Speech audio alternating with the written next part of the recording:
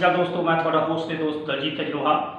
अज असी जिस शख्सियत को अपने दर्शकों के रूबरू करने का उपराला कर रहे हैं वो एक बहुत ही डिफरेंट अलग तरह की शख्सियत आ, क्योंकि असी अक्सर समाज के देखते हैं भी किते ना किते लड़की को लैके फीमेल को लैके कोई ना कोई लोगों के जोड़े विचारों का आदान प्रदान होता है कि कोई काम जोड़ा बेशक दुनिया चंद तक पहुँच गई। जोड़ियाँ लड़कियां साड़ियाँ आ हर फोर्स के प्रोटेक्शन फोर्स के बॉर्डर सिक्योरिटी फोर्स होर अदर जो फोर्सिस काम कर रही, पर फिर भी जोड़े सारे समाज के कुछ एक अंग है वो लड़की को घरों बाहर जान देन या स्कूल के यूनीवर्सिटी के जाने तो भी गुरेज करते हैं। पर इसे लड़ी के तहत अज जी शख्सियत की असीं जिक्र किया उस लड़ी वो एक वैटनरी डॉक्टर ने तो वैटनरी ऑफिसर ने जिन्होंने अपने इस डिपार्टमेंट के लगातार 4 जगह पर 14 साल जॉब की है तो हुण चौथी जगह उन्होंने पोस्टिंग है।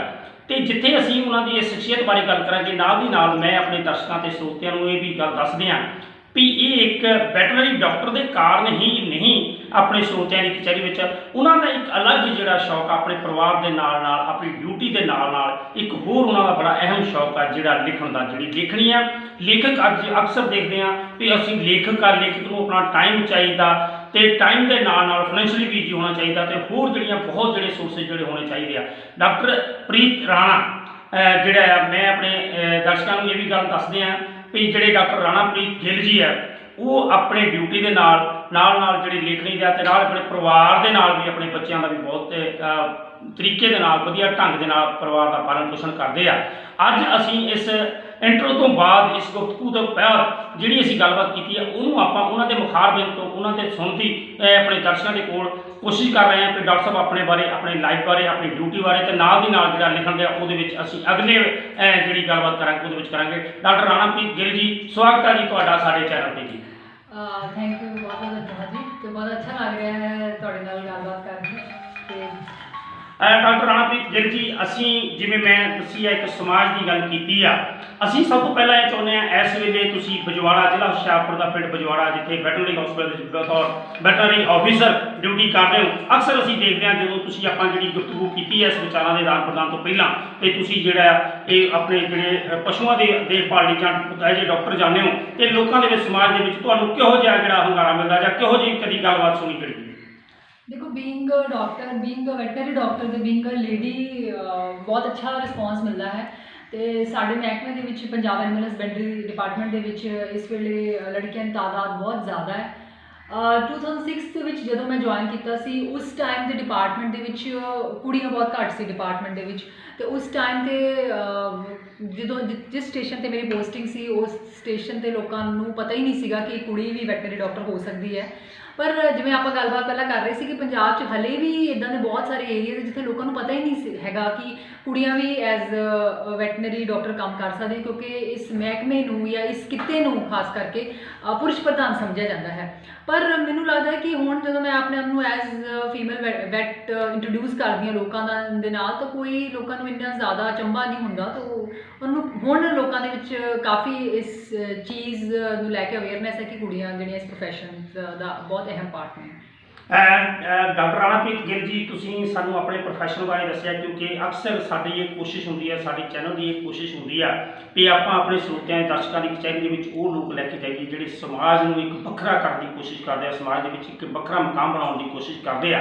तुसीं अपने प्रोफैशन वैटनरी डॉक्टर के आधार पर जिहड़ा तुसीं बनाया ते तुसीं साडे जिहड़ा असीं तुहाडी जॉब के नाल नाल असीं चाहुंदे हां कि साडे दर्शकों नूं तुसीं जिहड़ा अपने तुहाडा परिवार जोड़ा पिछोकड़ आ उहदे बारे भी जरूर दसो ताकि सारे दर्शक जान सकन कि जिस शख्सियत को असीं स्क्रीन पर देख रहे हैं उस जी शख्सियत का पिछोकड़ की है तो वो जोड़े किस परिवार के नाल जुड़े जी। तो बेसिकली जो मेरा पिछोकड़ है वो मालवे साइड का है। मैं फतेहगढ़ साहब साडा पिंड है जिथे मेरे फादर साहब बिलोंग करते हैं। तो पर मैं पढ़ी लिखी जी है वो दुआबे है। मेरे फादर साहब नकोदर के प्रोफैसर से कॉलेज के मदर उत्थे ही एक स्कूल के प्रिंसीपल से। तो लेटर ऑन मेरे मदर ने काफ़ी अचीव किया। इनफैक्ट असी ये चीज़ भी मेरे लिए बहुत इंस्पायरिंग रही है कि मेरे मदर एक स्कूल के टीचर से जो मैं छोटी होंगी सी। उस तो बाद she went on to become a principal, फिर deputy education officer, circle education officer तो ultimately deputy director education department के रिटायर होया। सो आई थिंक मेरे मदर की जी चढ़त सी, मेरे फादर दो प्रोफैसर ही रहे हैं, ये मेरी मदर की जी हौली हौली ਇੱਕ ਸਟੈਪ ਤੋਂ ਅੱਗੇ ਇੱਕ ਸਟੈਪ ਤੇ ਮੈਂ ਹਮੇਸ਼ਾ ਦੇਖਿਆ ਕਿ ਮੇਰੇ ਫਾਦਰ ਸਾਹਿਬ ਨੂੰ ਇੰਸਪਾਇਰ ਕਰਦੇ ਰਹੇ। ਇਸ ਤੋਂ ਇਲਾਵਾ ਮੇਰੇ ਮਦਰ ਨੇ ਪੰਜਾਬ ਦਾ ਜਿਹੜਾ ਸਟੇਟ ਨੈਸ਼ਨਲ ਅਵਾਰਡ ਐਜੂਕੇਸ਼ਨ ਦਾ ਤੇ ਉਹ ਵੀ ਜਿੱਤਿਆ। ਤੇ ਆਈ ਥਿੰਕ ਇਹ ਚੀਜ਼ ਵੀ ਮੇਰੇ ਲਈ ਬਹੁਤ ਇੰਸਪਾਇਰਿੰਗ ਰਹੀ, ਆਪਣੀ ਮਦਰ ਦੀ ਜਿਹੜੀ ਉਹਨੂੰ ਕਲਾਈਮ ਕਰਦੇ ਦੇਖਣਾ on the ladder of success. So ਮੇਰੇ ਪੇਰੈਂਟਸ ਦੋਨੇ ਐਜੂਕੇਸ਼ਨ ਡਿਪਾਰਟਮੈਂਟ ਨੂੰ ਬਿਲੋਂਗ ਕਰਦੇ ਸੀ ਤੇ ਇਸ ਲਈ ਹਮੇਸ਼ਾ ਪੜ੍ਹਾਈ ਦਾ ਇੱਕ ਰੁਝਾਨ ਘਰ ਦੇ ਵਿੱਚ ਰਹਿੰਦਾ ਸੀਗਾ। ਨੋਵਲਸ ਪੰਜਾਬੀ ਦੇ, ਇੰਗਲਿਸ਼ ਦੇ ਬੁੱਕਸ ਨਾ ਬਹੁਤ ਜ਼ਿਆਦਾ ਹੁੰਦੀਆਂ ਸੀ ਘਰ ਦੇ ਵਿੱਚ ਸ਼ੁਰੂ ਤੋਂ। ਤੇ ਹਮੇਸ਼ਾ ਫਾਦਰ ਸਾਹਿਬ ਨੇ ਛੋਟੇ ਹੁੰਦੇ ਤਾਂ ਬੁੱਕਸ ਲੈ ਕੇ ਆਉਣੀਆਂ। ਉਸ ਟਾਈਮ ਤੇ 80s ਦੇ ਵਿੱਚ ਰਸ਼ੀਅਨ ਫੇਰੀ ਟੇਲਸ ਕਾਫੀ ਮੈਂ ਪੜ੍ਹੀਆਂ। ਤੇ ਪੜ੍ਹਨ ਦੀ ਜਿਹੜੀ ਚੇਟਕ ਸੀ ਉਹ ਸ਼ੁਰੂ ਤੋਂ ਹੀ ਲੱਗ ਗਈ ਸੀਗੀ, ਛੋਟੇ ਹੁੰਦੇ ਤੋਂ ਹੀ। ਤੇ ਲਿਖਣਾ ਉਦੋਂ ਇੱਕ ਡਾਇਰੀ ਲਿਖੀ ਹੁੰਦੀ ਸੀ, ਇਸ ਤੋਂ ਜ਼ਿਆਦਾ ਸਕੂਲ ਮੈਗਜ਼ੀਨ ਦੇ ਵਿੱਚ ਕੰਟਰੀਬਿਊਟ ਕਰਦੀ ਸੀ, ਪਰ ਇਹ ਨਹੀਂ ਸੀ ਪਤਾ ਕਿ ਅੱਗੇ ਜਾ ਕੇ ਐਜ਼ ਅ ਰਾਈਟਰ ਅਤੇ ਐਜ਼ ਐਨ ਆਥਰ ਆਪਣੇ ਆਪ ਨੂੰ ਪ੍ਰੂਵ ਕਰੂੰਗੀ। बहुत ਵਧੀਆ ਡਾਕਟਰ ਰਾਮਪ੍ਰੀਤ ਗਿੱਲ ਜੀ, ਤੁਸੀਂ ਦੱਸਿਆ ਹੋਣਹਾਰ ਵਿਦਵਾਨ ਕੇ ਉਹ ਚਿਕਨੇ ਚਿਕਨੇ ਬਾਤ, ਜਿਵੇਂ ਤੁਸੀਂ ਦੱਸਿਆ ਤੁਹਾਡੇ ਮਦਰ ਫਾਦਰ ਆਪਣੇ ਜਿਹੜੇ ਸੀਗੇ ਐਜੂਕੇਸ਼ਨ ਡਿਪਾਰਟਮੈਂਟ ਦੇ ਵਿੱਚ ਸੀਗੇ, ਉਹਨਾਂ ਦੀ ਜਿਹੜੀ ਗੁਰਤੀ ਤੁਹਾਨੂੰ ਮਿਲੀ ਆ। ਤੇ ਮੈਂ ਸਮਝਦਾ ਕਿ ਅਸੀਂ ਆਪਣੇ ਦਰਸ਼ਕਾਂ ਨੂੰ ਦੱਸ ਦਈਏ, ਇਹੋ ਜਿਹੇ ਪਰਿਵਾਰ ਦੇ ਵਿੱਚ ਕੁਝ ਵੀ ਅਲੱਗ ਕਰਨ ਦੀ ਜਿਹੜੀ ਸ਼ਮਤਾ ਹੈ ਉਹ ਤੁਹਾਡੇ ਵਿੱਚ ਆਪਣੇ ਆਪ ਹੀ ਸੀ, ਗੁਰਤੀ ਦੇ ਰੂਪ 'ਚ ਮਿਲੀ ਸੀਗੀ। ਚਾਹੇ ਤੁਸੀਂ ਵੈਟਰਨਰੀ ਡਾਕਟਰ ਬਣਦੇ, ਚਾਹੇ ਤੁਸੀਂ ਪਾਇਲਟ ਬਣਦੇ, ਚਾਹੇ ਫੀਮੇਲ ਦੇ ਕਿਤੇ ਵੀ ਜਾਂਦੇ, ਤਾਂ ਯੂ ਆਰ ਸਕਸੈਸ ਹੋ ਜਾਣਾ। ਮਿਸ਼ਨ ਜਿਹੜਾ ਤੁਹਾਡਾ ਸੀਗਾ ਤੁਸੀਂ ਸਕਸੈਸ ਹੋ ਜਾਣਾ, ਕਿਉਂਕਿ ਤੁਹਾਡੇ ਪੇਰੈਂਟਸ ਜਿਹੜੇ ਸੀਗੇ ਉਹ ਉਹਨਾਂ ਦੀ ਇੱਕ ਲਗਨ ਸੀਗੀ, ਉਹਨਾਂ ਨੂੰ ਇੱਕ ਚਾਹਤ ਸੀਗੀ, ਉਹਨਾਂ ਦੇ ਵਿੱਚ ਪਰਿਵਾਰ ਦੇ ਵਿੱਚ ਸੀਗਾ ਕਿ ਸਾਡੇ ਬੱਚੇ ਜਿਹੜੇ ਉਹ ਕਰਨ। ਤੇ ਨਾਲ ਦੀ ਨਾਲ ਆਪਾਂ ਇਹ ਗੱਲ ਕਰੀਏ, ਇਸ ਗੁਫ਼ਤਗੂ ਨੂੰ ਅੱਗੇ ਵਧਾਉਂਦੇ ਆਪਾਂ, ਜੇ ਤੁਸੀਂ ਗੱਲ ਕੀਤੀ ਸੀ ਲਿਖਣ ਦੀ, ਮੈਂ ਵੀ ਆਪਣੇ ਦਰਸ਼ਕਾਂ ਨੂੰ ਤੇ ਹੁਣ ਤੱਕ ਤੁਸੀਂ ਇਹ ਜਿਹੜਾ ਲਿਖਣੀ ਦਾ ਜਿਵੇਂ ਤੁਸੀਂ ਸ਼ੌਕ ਦੱਸਿਆ, ਇਹਦੇ ਵਿੱਚ ਅਸੀਂ ਸਮਝਦੇ ਹਾਂ ਵੀ ਤੁਹਾਨੂੰ ਪਰਿਵਾਰ ਦੇ ਵਿੱਚੋਂ ਪਿਆ। ਤੇ ਤੁਸੀਂ ਕਿਤਾਬ ਲਿਖੀਆਂ ਜਿਹੜੀਆਂ ਵੱਖਰੀਆਂ ਵੱਖਰੀਆਂ ਡਿਫਰੈਂਟ ਬੁੱਕਸ ਲਿਖੀਆਂ, ਤੇ ਤੁਸੀਂ ਕਿਹੜੀਆਂ ਬੁੱਕਸ ਲਿਖੀਆਂ ਔਰ ਕਿੰਨੀਆਂ ਬੁੱਕਸ ਲਿਖੀਆਂ ਔਰ ਕਿਹੜੀ ਲੈਂਗੁਏਜ 'ਚ ਲਿਖੀਆਂ? ਮੈਂ ਹਾਲੇ ਤੱਕ 3 ਬੁੱਕਸ ਲਿਖ ਚੁੱਕੀ ਹਾਂ। ਮੇਰੀ ਜਿਹੜੀ ਰਾਈਟਿੰਗ ਜਰਨੀ ਦੀ ਸ਼ੁਰੂਆਤ 2017 ਦੇ ਵਿੱਚ ਮਿਡਲਸ ਤੋਂ ਹੋਈ। ਮੈਂ ਮਿਡਲਸ ਲਿਖਣੇ ਸ਼ੁਰੂ ਕੀਤੇ। ਟ੍ਰਿਬਿਊਨ ਨਿਊਜ਼ਪੇਪਰ ਦੇ ਵਿੱਚ ਮੇਰਾ ਪਹਿਲਾ ਮਿਡਲ ਛਪਿਆ, ਤੇ ਉਸ ਤੋਂ ਬਾਅਦ ਹਿੰਦੁਸਤਾਨ ਟਾਈਮਸ, ਡੇਲੀ ਪੋਸਟ 2017 ਦੇ ਵਿੱਚ ਹੀ ਮੇਰੇ ਕਾਫੀ ਜ਼ਿਆਦਾ ਮਿਡਲ ਛਪ ਗਏ। ਤੇ 2018 ਦੇ ਵਿੱਚ ਮੇਰੀ first book I those college years. ਇਹ ਕਾਈਂਡ ਆਫ ਸੈਮੀ ਆਟੋਬਾਇਓਗ੍ਰਾਫਿਕਲ ਹੈ। ਇੱਕ ਕੁੜੀ ਹੈ ਵੈਟਰਨਰੀ ਡਾਕਟਰ ਰੀਆ ਜਸਵਾਲ, ਉਹਦੀ ਕਹਾਣੀ ਹੈ ਜੋ ਉਸ ਦੀ ਲਾਈਫ ਦੇ ਦੁਆਲੇ ਘੁੰਮਦੀ ਹੈ। ਤੇ ਜਦੋਂ ਮੈਂ ਫਸਟ ਬੁੱਕ ਲਿਖਣੀ ਸੀ ਤਾਂ ਮੈਨੂੰ ਇਸ ਚੀਜ਼ ਦਾ ਆਈਡੀਆ ਨਹੀਂ ਸੀਗਾ ਕਿ ਕਰੈਕਟਰਸ ਕਿੱਥੋਂ ਲਿਆਵਾਂ, ਸਟੋਰੀ ਕਿੱਥੋਂ ਲਿਆਵਾਂ। ਤਾਂ ਆਪਣੇ ਹੀ ਜਿਹੜੇ ਵੈਟਰਨਰੀ ਡੇਜ਼ ਹੈ, ਕੁਛ ਉਸ ਦੀ ਕਹਾਣੀ ਉਹਦੇ ਵਿੱਚ ਫਿਕਸ਼ਨ ਐਡ ਕਰਕੇ ਉਸ ਟਾਈਮ 'ਤੇ ਜਿਹੜੇ ਇਨਸੀਡੈਂਟਸ ਹੋਏ, ਉਸ ਟਾਈਮ 'ਤੇ ਕੀ ਕੁਝ ਘਟਨਾਵਾਂ ਵਾਪਰੀਆਂ, ਤੇ ਉਹਨਾਂ ਦੀ ਹੀ ਇੱਕ ਮਨ ਘੜਤ ਕਹਾਣੀ ਬਣਾ ਕੇ ਇਹ ਬੁੱਕ ਬਣਾਈ ਹੈ, ਜਿਹਦੀ ਪ੍ਰੋਟੈਗਨਿਸਟ ਜਿਹੜੀ ਮੇਨ ਕਰੈਕਟਰ ਉਹ ਕੁੜੀ ਹੈ ਜਿਹੜੀ ਵੈਟਰਨਰੀ ਕਰ ਰਹੀ ਹੈ। ਫਾਈਂਡਿੰਗ ਜੂਲੀਆ ਮੇਰੇ ਮਿਡਲਸ ਦੀ ਸਟੋਰੀ ਹੈ। ਮੈਂ ਕਰੀਬਨ ਹਾਲੇ ਤੱਕ ਮੇਰੇ ਅਰਾਊਂਡ 250 ਮਿਡਲਸ ਤੇ ਸ਼ਾਰਟ ਸਟੋਰੀਜ਼ 15 ਨਿਊਜ਼ਪੇਪਰਸ ਤੇ ਇੰਟਰਨੈਸ਼ਨਲ ਜਰਨਲਸ ਦੇ ਵਿੱਚ ਪਬਲਿਸ਼ ਹੋ ਗਏ। ਇੰਟਰਨੈਸ਼ਨਲ ਜਰਨਲਸ ਜਿਵੇਂ ਕੋਲੰਬੋ ਤੋਂ ਨਿਕਲਦਾ Himal, Commonwealth Writers Journal from England, Spillwords from New York. ਤੇ ਉਸ ਤੋਂ ਇਲਾਵਾ ਜਿਹੜੇ ਸਾਡੇ ਨਿਊਜ਼ਪੇਪਰਸ ਨੇ Tribune, HT, Deccan Herald, Hitavada, Women's Era. So ਇਹ ਜਿਹੜੇ ਮੇਰੇ ਮਿਡਲਸ ਤੇ ਆਰਟੀਕਲਸ ਹੈ ਵਿੱਚ ਜਿਹੜੇ ਸ਼ੁਰੂਆਤ 'ਚ ਛਪੇ ਅਰਾਊਂਡ 80 ਆਰਟੀਕਲਸ, ਉਹਨਾਂ ਦੀ ਕੰਪਾਈਲੇਸ਼ਨ ਹੈ। ਬਾਕੀ ਦੇ ਆਰਟੀਕਲਸ ਦੀ ਕੰਪਾਈਲੇਸ਼ਨ ਮੈਂ ਅੱਗੇ ਕੱਢਣ ਦਾ ਵਿਚਾਰ ਹੈ ਮੇਰਾ। ਸੋ ਇਹ ਮੇਰੀ ਤੀਸਰੀ ਬੁੱਕ ਹੈ। ਇਹ ਸਾਰੀ ਇੰਗਲਿਸ਼ ਦੇ ਵਿੱਚ ਨੇ। The misadventures of a vet. ਜਦੋਂ ਮੈਂ ਆਪਣੀ ਪਹਿਲੀ ਬੁੱਕ ਲਿਖ ਲਈ ਦੋਜ਼ ਕਾਲਜਸ, ਤਾਂ ਮੈਨੂੰ ਲੱਗਿਆ ਕਿ ਜਿਹੜੀ ਕੁੜੀ ਹੈ ਰੀਆ ਜਸਵਾਲ, ਇਹਦੀ ਕਹਾਣੀ ਤਾਂ ਖਤਮ ਹੋ ਜਾਣੀ ਹੈ, ਕੁੜੀ ਦਾ ਤਾਂ ਇੱਕ ਅਸਤਿਤਵ ਵੀ ਖਤਮ ਹੋ ਜਾਣਾ। ਸੋ ਮੈਨੂੰ ਕਿਤੇ ਨਾ ਕਿਤੇ ਲੱਗਦਾ ਸੀਗਾ, ਬਿਕੋਜ਼ ਉਹ ਮੈਂ ਕ੍ਰੀਏਟ ਕੀਤੀ ਸੀ, ਮੇਰੇ ਕਰੈਕਟਰ ਦੇ ਉਹਦੇ ਵਿੱਚ ਸ਼ੇਡ ਸੀਗੇ, ਤਾਂ ਮੈਨੂੰ ਲੱਗਦਾ ਕਿ ਇੱਕ ਸਟੋਰੀ ਜ਼ਰੂਰ ਕੰਟੀਨਿਊ ਹੋਣੀ ਚਾਹੀਦੀ ਹੈ। ਸੋ ਉਸੇ ਹੀ ਕੁੜੀ ਦੀ ਉਹ ਇੱਕ ਵੈਟਰਨਰੀ ਡਾਕਟਰ ਬਣ ਜਾਂਦੀ ਹੈ, ਉਹ ਲਾਈਫ 'ਚ ਕੀ ਪ੍ਰੋਗਰੈਸ ਕਰਦੀ ਹੈ, ਉਹਦੀ ਲਾਈਫ 'ਚ ਕੀ ਕੀ ਘਟਨਾਵਾਂ ਹੁੰਦੀਆਂ ਹਨ, ਤਾਂ ਉਹਦੀ ਹੀ ਸਟੋਰੀ ਅੱਗੇ ਹੈ the misadventures of a vet. So ਇਹ ਮੇਰੀਆਂ 3 ਬੁੱਕਸ ਨੇ। ਡਾਕਟਰ ਸਾਹਿਬ ਤੁਹਾਡਾ ਬਹੁਤ ਵਧੀਆ, ਤੁਸੀਂ 3 ਬੁੱਕਸ ਹੁਣ ਤੱਕ ਲਿਖੀਆਂ, ਉਹ ਤਿੰਨੋਂ ਇੰਗਲਿਸ਼ ਦੇ ਵਿੱਚ ਲਿਖੀਆਂ। ਤੇ ਮੈਂ ਸਮਝਦਾ ਆਪਾਂ ਇਹ ਵੀ ਇੱਕ ਸਾਡਾ ਇੱਥੇ ਸਵਾਲ ਬਣਦਾ ਹੈ, ਕਿਉਂਕਿ ਅਸੀਂ ਪੰਜਾਬ ਦੇ ਰਹਿਣ ਵਾਲੇ ਹਾਂ, ਪੰਜਾਬ ਦੀ ਗੱਲ ਕਰਦੇ ਹਾਂ। ਤੁਸੀਂ ਜਿਹੜੀ ਇੱਕ ਲੈਂਗੁਏਜ ਨੈਸ਼ਨਲ ਇੰਟਰਨੈਸ਼ਨਲ ਜਿਹੜਾ ਸਾਊਥ ਦੇ ਵਿੱਚ ਗੱਲਾਂ ਤੁਹਾਡੀ ਪਬਲਿਸ਼ ਵੀ ਹੋਈ ਸਾਰੇ ਪਾਸੇ, ਜਿਹੜੀਆਂ ਹਿੰਦੁਸਤਾਨ ਦੇ ਵਿੱਚ ਵੀ ਈਵਨ ਡਿਫਰੈਂਟ ਜਿਹੜੀਆਂ ਸਟੇਟਸ ਹੈ ਜਾਂ ਅਦਰ ਮਤਲਬ ਕੰਟਰੀਜ਼ ਉਹਦੇ ਵਿੱਚ ਵੀ ਇਹ ਜਾਂਦੀਆਂ ਜਾਂ ਗਈਆਂ, ਜਾਂ ਤੁਹਾਡੇ ਪਬਲਿਸ਼ਰ ਨੇ ਜਾਂ ਜਿਹੜੀ ਤੁਹਾਡੀ ਅਪਰੋਚ ਹੁੰਦੀ ਆ। ਪਰ ਫਿਰ ਵੀ ਤੁਹਾਡੇ ਕਿਤੇ ਜਿਹੇ 'ਚ ਇਹ ਨਹੀਂ ਆਉਂਦਾ ਵੀ ਅਸੀਂ ਇਹਨਾਂ ਨੂੰ ਪੰਜਾਬੀ ਦੇ ਵਿੱਚ ਜਾਂ ਹਿੰਦੀ ਦੇ ਵਿੱਚ ਟ੍ਰਾਂਸਲੇਟ ਕਰਨ ਦੀ ਕੋਸ਼ਿਸ਼ ਕਰੀਏ ਜਾਂ ਟ੍ਰਾਂਸਲੇਟ ਕਰਵਾਈਏ। ਦੇਖੋ, ਪੰਜਾਬੀ ਦੇ ਵਿੱਚ ਮੈਂ ਲਿਖਦੀ ਰਹੀ ਹਾਂ। ਸਾਡਾ ਡਿਪਾਰਟਮੈਂਟ ਦਾ ਪਸ਼ੂ ਪਾਲਣ ਵਿਭਾਗ ਦਾ ਮੈਗਜ਼ੀਨ ਹੈ ਪਸ਼ੂਧਨ ਪੰਜਾਬ, ਉਹਦੇ ਵਿੱਚ ਮੇਰੇ ਪੰਜਾਬੀ 'ਚ ਆਰਟੀਕਲਸ ਵੀ ਛਪਦੇ ਰਹੇ ਆ। ਤੇ ਡੈਫੀਨੇਟਲੀ ਜੇ ਇਹ ਕਿਸੇ ਹੋਰ ਲੈਂਗੁਏਜ, ਪੰਜਾਬੀ 'ਚ ਜਾਂ ਹਿੰਦੀ 'ਚ ਹੋਰ ਲੈਂਗੁਏਜ 'ਚ ਟ੍ਰਾਂਸਲੇਟ ਹੁੰਦੀ, ਤਾਂ ਮੈਨੂੰ ਲੱਗਦਾ ਕਿ ਇੱਕ ਬੁੱਕ ਨੂੰ ਇੱਕ ਵਾਈਡਰ ਸਕੋਪ ਮਿਲਦਾ ਹੈ, ਉਹਨੂੰ ਨਵੇਂ ਪਾਠਕ ਮਿਲਦੇ ਹਨ। ਪਰ ਕਿਤੇ ਨਾ ਕਿਤੇ ਮੈਨੂੰ ਲੱਗਦਾ ਹੈ ਕਿ ਗੱਲ ਇਹ ਪਬਲਿਸ਼ਰਸ ਜਿਹੜੇ ਹੈਗੇ ਉਹਨਾਂ ਦੀ ਸਹਿਮਤੀ ਤੋਂ ਬਿਨਾਂ ਨਹੀਂ ਹੋ ਸਕਦੀ। ਪਰ ਡੈਫੀਨੇਟਲੀ ਇਨ ਫਿਊਚਰ ਜੇ ਮੌਕਾ ਮਿਲੇ ਤਾਂ ਮੈਂ ਜ਼ਰੂਰ ਚਾਹੂੰਗੀ ਕਿ ਮੇਰੀਆਂ ਬੁੱਕਸ ਪੰਜਾਬੀ ਦੇ ਵਿੱਚ, ਹਿੰਦੀ 'ਚ ਜਾਂ ਹੋਰ ਇੰਡੀਅਨ ਲੈਂਗੁਏਜਸ ਦੇ ਵਿੱਚ ਟ੍ਰਾਂਸਲੇਟ ਹੋਣ। ਡਾਕਟਰ ਸਾਹਿਬ, ਡਾਕਟਰ ਰਾਣਾਪ੍ਰੀਤ ਗਿੱਲ ਜੀ, ਇਹ ਤੁਸੀਂ 3 ਬੁੱਕਸ ਹੁਣ ਤੁਸੀਂ ਲਿਖੀਆਂ ਤੇ ਅੱਗੇ ਤੁਹਾਡੀ ਜਿਹੜੀ ਪਲੈਨਿੰਗ ਤੁਸੀਂ ਦੱਸੀ ਸੀ ਕਿ ਮੇਰੀ ਅਗਲੀ ਪਲੈਨਿੰਗ ਆ, ਅਗਲੀ ਪਲੈਨਿੰਗ ਦੇ ਵਿੱਚ ਕਿਆ ਤੁਹਾਡੇ ਜਿਹਨ ਦੇ ਵਿੱਚ ਜਿਹੜੀ ਤੁਸੀਂ ਬੁੱਕ ਆ, ਕਿਹੜੀ ਬੁੱਕ ਆ ਔਰ ਕਦੋਂ ਤੱਕ ਉਹ ਕੰਪਲੀਟ ਹੋਣ ਦੀ ਸੰਭਾਵਨਾ ਹੈ? ਦੇਖੋ ਹਾਲੇ ਤਾਂ बुक के ऊपर रिसर्च ही चल रही है, तो मैं बहुत ज़्यादा बुक के बारे नहीं कहना चाहूँगी कि मेरे लिटरेरी एजेंट ने book makers mister Suhel Mathur उन्होंने एक प्रोजेक्ट डिस्कस होया है, तो वो बारे मैं रिसर्च हले चल रही है। सो इसका कोई टाइम फ्रेम नहीं मैं दे सकती क्योंकि बुक तो हाले मैं लिखनी शुरू ही नहीं की। हाले तो मैं कोशिश कर रही हूँ कि जिस प्रोजेक्ट से मैं काम करना चाहती हूँ उसके बारे में मैक्सिमम जी है बुक्स खरीद के पढ़ाई कर रही हैं। ਉਹਦੇ ਵਿੱਚ ਤੁਸੀਂ ਪਲਾਨ ਕਰ ਰਹੇ ਹੋ ਬੁੱਕਸ ਜਿਹੜੀਆਂ ਡਿਫਰੈਂਟ ਬੁੱਕਸ ਜਿਹੜੀਆਂ ਲੈ ਕੇ ਉਹਦੇ ਵਿੱਚ ਤੁਸੀਂ ਡਾਕਟਰ ਰਾਣਾਪ੍ਰੀਤ ਜੀ ਗਿੱਲ, ਆਪਾਂ ਜਿੱਥੇ ਤੁਹਾਡੀ ਪਰਿਵਾਰ ਦੀ ਗੱਲ ਕੀਤੀ ਹੈ, ਤੁਹਾਡੀ ਬੁੱਕਸ ਦੀ ਗੱਲ ਕੀਤੀ ਹੈ, ਤੁਹਾਡੇ ਡਿਪਾਰਟਮੈਂਟ ਦੀ ਗੱਲ ਕੀਤੀ ਹੈ, ਨਾਲ ਦੀ ਨਾਲ ਆਪਾਂ ਕਈ ਵਾਰ ਅਸੀਂ ਪਰਿਵਾਰਾਂ ਦੇ ਵਿੱਚ ਰਹਿੰਦੇ ਹਾਂ। ਤੁਹਾਡੀ ਮੈਰਿਜ ਹੋ ਗਈ, ਮੈਰਿਜ ਦੇ ਦੌਰਾਨ ਤੁਹਾਡੇ ਜਿਹੜੇ ਪਤੀ ਸਾਹਿਬਾਨ ਆ, ਤੁਹਾਡੇ ਹਸਬੈਂਡ ਜੀ ਨੇ, ਉਹ ਕੀ ਡਿਪਾਰਟਮੈਂਟ 'ਚ ਨੇ, ਕੀ ਕਰਦੇ ਨੇ? ਮੇਰੇ ਹਸਬੈਂਡ ਇੰਜੀਨੀਅਰ ਨੇ, ਉਹ ਇੱਕ ਪ੍ਰਾਈਵੇਟ ਕੰਪਨੀ ਜੈਨ ਇਰੀਗੇਸ਼ਨ ਉਹਦੇ ਵਿੱਚ ਕੰਮ ਕਰਦੇ ਨੇ। ਇਹ ਨਿੱਜੀ ਸਵਾਲ ਦੇ ਨਾਲ ਨਿੱਜੀ ਸਵਾਲ ਦਾ ਸਾਡਾ ਉਦੇਸ਼ ਇਹ ਹੁੰਦਾ ਕਿ ਕਿਉਂਕਿ ਸਾਡੇ ਦਰਸ਼ਕਾਂ ਨੂੰ, ਸਾਡੇ ਸਰੋਤਿਆਂ ਨੂੰ, ਜਿਵੇਂ ਅਸੀਂ ਗੱਲ ਕਰਦੇ ਹਾਂ, ਅਕਸਰ ਕਈ ਵਾਰ ਸਰੋਤਿਆਂ ਦਾ ਕਿੰਤੂ ਪਰੰਤੂ ਆ ਜਾਂਦਾ ਹੈ ਕਿ ਤੁਸੀਂ ਉਹਨਾਂ ਦੇ ਨਾਲ ਵਾਰਤਾਲਾਪ ਸਾਖਾਤਕਾਰ ਕੀਤਾ ਤੇ ਉਹਦੇ ਵਿੱਚ ਤੁਸੀਂ ਉਹਨਾਂ ਦੀ ਸਟਾਰਟਿੰਗ ਦੀ ਮਾਤਾ ਪਿਤਾ ਦੀ ਗੱਲ ਕੀਤੀ ਕਿ ਉਹਨਾਂ ਦੀ ਆਫਟਰ ਮੈਰਿਜ, ਤੇ ਜਿਵੇਂ ਅਸੀਂ ਬੁੱਕਸ ਲਿਖਦੇ ਹਾਂ, ਜਿਵੇਂ ਅਸੀਂ ਇਸ ਗੁਰੂ ਤੋਂ ਪਹਿਲਾਂ ਗੱਲ ਕੀਤੀ ਸੀ ਤੁਹਾਡੇ ਨਾਲ, ਤੇ ਕਈ ਵਾਰ ਅਕਸਰ ਦੇਖਿਆ ਜਾਂਦਾ ਹੈ ਕਿ ਜਦੋਂ ਬੱਚਾ ਜਾਂ ਫੀਮੇਲ ਜਦੋਂ ਕੋਈ ਕੰਮ ਕਰਦੀ ਹੈ, ਐਕਸਟਰਾ ਘਰ ਦੇ ਵਿੱਚ ਟਾਈਮ ਹੁੰਦੀ ਆ, ਪੇਰੈਂਟਸ ਵੱਲੋਂ ਕਈ ਵਾਰ ਰਿਸਪੌਂਸ ਮਿਲਦਾ ਹੈ, ਕਈ ਵਾਰ ਨਹੀਂ ਮਿਲਦਾ। ਕੋਈ ਇਹੋ ਜਿਹਾ ਸਰਕਮਸਟੈਂਸਿਸ ਤੁਹਾਡੇ ਪਰਿਵਾਰ ਜਿਹੜਾ ਹੈ, ਇਨ-ਲॉज ਦੇ ਵਿੱਚ ਕੋਈ? ਨਹੀਂ, ਈਵਨ ਜਦੋਂ ਮੈਂ ਮੈਰਿਡ ਨਹੀਂ ਸੀ ਤਾਂ ਮੇਰੇ ਮਦਰ ਨੂੰ ਲੱਗਦਾ ਸੀ ਕਿ ਮੈਂ ਬਹੁਤ ਜ਼ਿਆਦਾ ਬੁੱਕਸ ਪੜ੍ਹਦੀ ਹਾਂ, ਤੇ ਉਹਨਾਂ ਨੇ ਮੈਨੂੰ ਹਮੇਸ਼ਾ ਕਈ ਵਾਰ ਟੋਕਣਾ ਕਿ ਤੂੰ ਇੰਨੀਆਂ ਜ਼ਿਆਦਾ ਬੁੱਕਸ ਕਿਉਂ ਪੜ੍ਹਦੀ ਹੈ, ਇਹਦਾ ਕੀ ਵਰਥ ਕੀ ਹੈ। ਤਾਂ ਮੈਂ ਉਹਨਾਂ ਨੂੰ ਕਹਿਣਾ ਕਿ ਨਹੀਂ, ਮੈਂ ਇੰਜੋਏ ਕਰਦੀ ਹਾਂ ਰੀਡਿੰਗ, ਮੈਨੂੰ ਨਾ ਵਧੀਆ ਲੱਗਦਾ ਹੈ ਫਿਕਸ਼ਨ ਪੜ੍ਹਨਾ।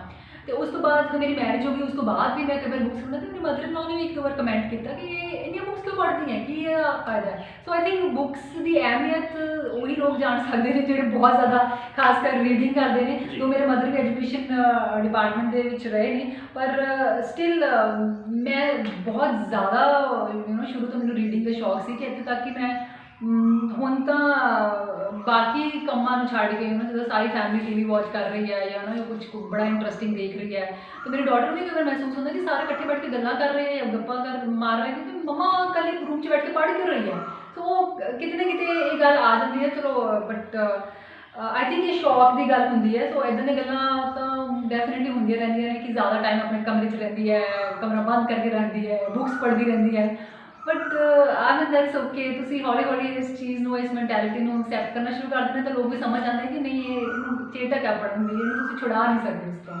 डॉक्टर रामप्रीत जी, मेरा अगला सवाल यही सीगा, पर फिर भी तुसीं कोशिश की उन्होंने एक्सप्लेन नहीं कर, पर फिर भी मैं जिहन चीज़ सवाल जरूर आप जरूर ये करना है कि जिवें तुसीं एक वैटरनरी ऑफिसर हो, इत्थे 9 ਤੋਂ 5 ड्यूटी करते हो, उस तो बाद तुसीं लिखते हो, बुक्स लिखते हो, वो भी उस लैंगुएज लिखते हो जिस लैंगुएज से पकड़ होना बहुत जरूरी, इंग्लिश लैंगुएज।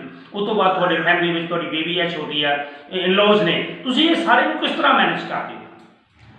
देखो सारियां मैं कोशिश तो बहुत करती कि सारियां चीज़ां मैनेज हो जान, तो मैं कोशिश नहीं करती कि सारे लोग खुश भी हो जाए इस तो, बट समहाउ कई बार ये हो नहीं पाता।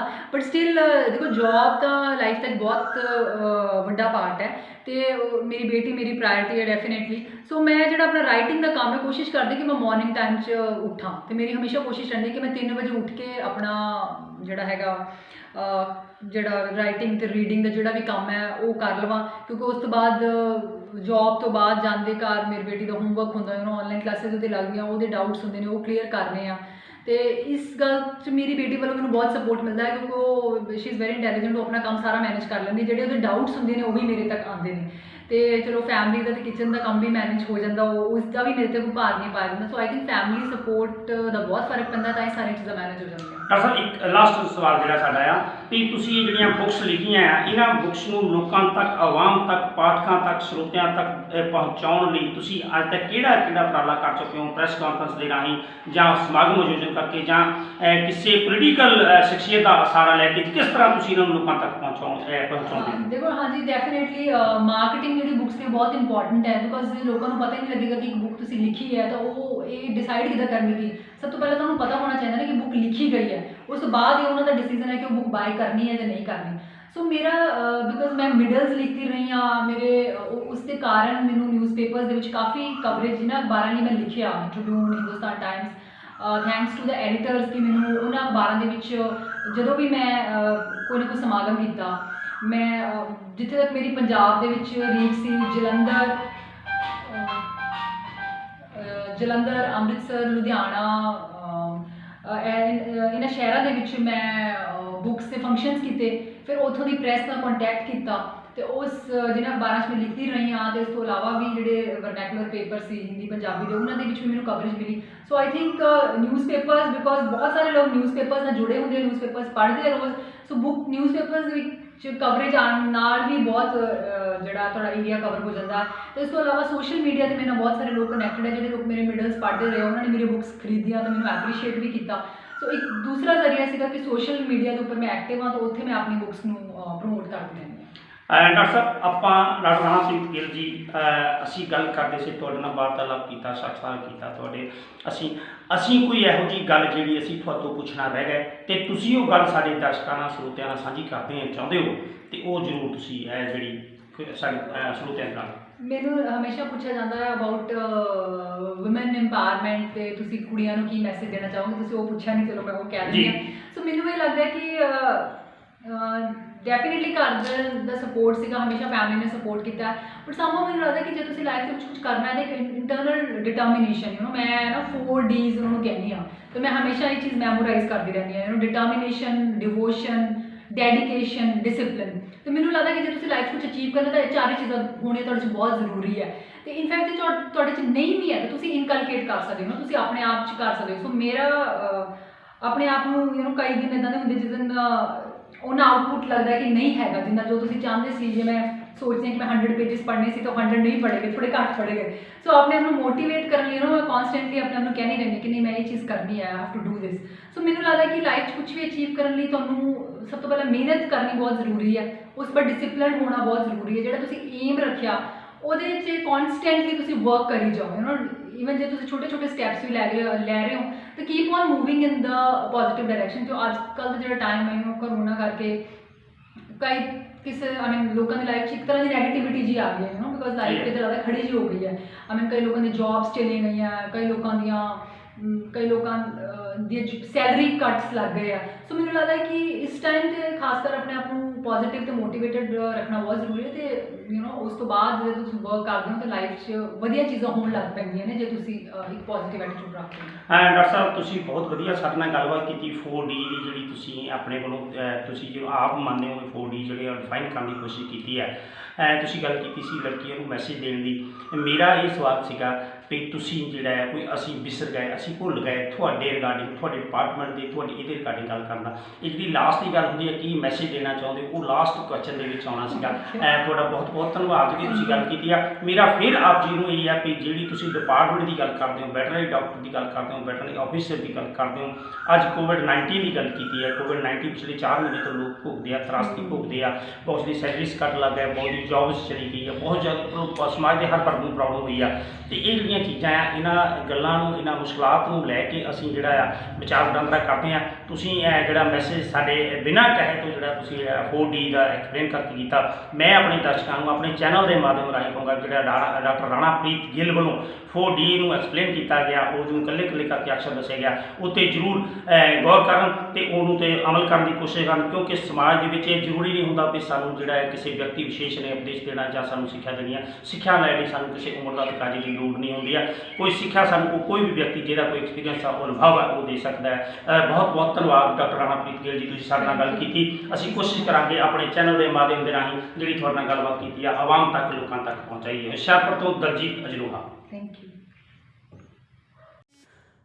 ਪੰਜਾਬ ਲਾਈਵ ਚੈਨਲ ਦੇਖਣ ਲਈ ਸਬਸਕ੍ਰਾਈਬ ਕਰੋ ਅਤੇ ਬੈਲ ਆਈਕਨ ਦਾ ਬਟਨ ਜ਼ਰੂਰ ਦਬਾਓ ਤਾਂ ਕਿ ਸਭ ਤੋਂ ਪਹਿਲਾਂ ਖਬਰ ਤੁਸੀਂ ਦੇਖ ਸਕੋ।